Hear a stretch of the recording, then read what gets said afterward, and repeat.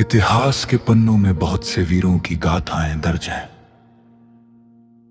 लेकिन एक नाम ऐसा है जिसे याद करते ही रोंगटे खड़े हो जाते हैं। छत्रपति संभाजी।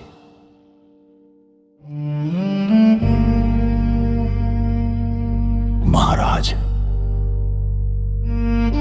छत्रपति शिवाजी महाराज के ज्येष्ठ पुत्र और मराठा साम्राज्य के दूसरे छत्रपति, जिन्हें दुनिया धर्मवीर के नाम से जानती है।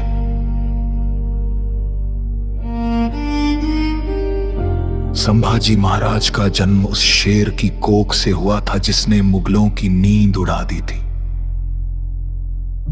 बचपन से ही उन्होंने शास्त्र और शस्त्र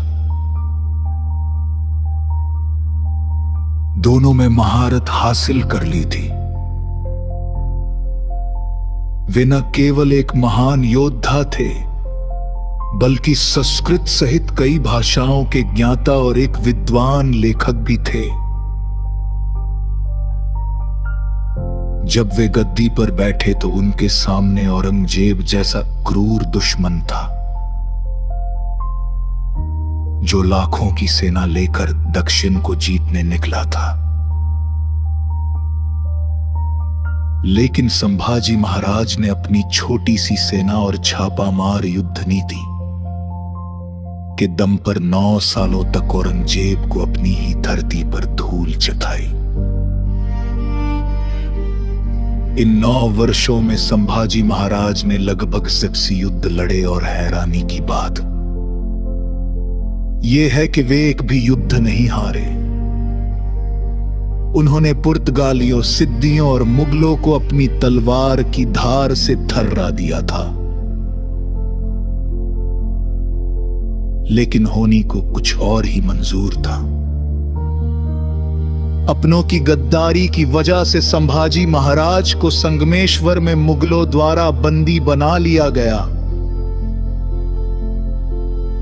औरंगजेब को लगा कि अब मराठा साम्राज्य उसके कदमों में होगा।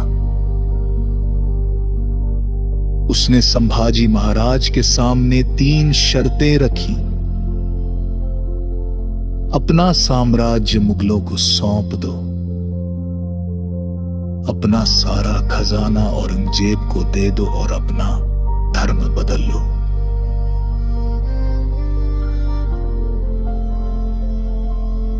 संभाजी महाराज का जवाब सुनकर औरंगजेब का अहंकार चूर चूर हो गया।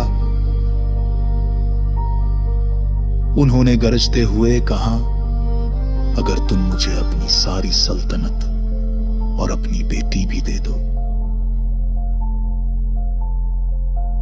तब भी मैं अपना धर्म और स्वराज नहीं छोड़ूंगा।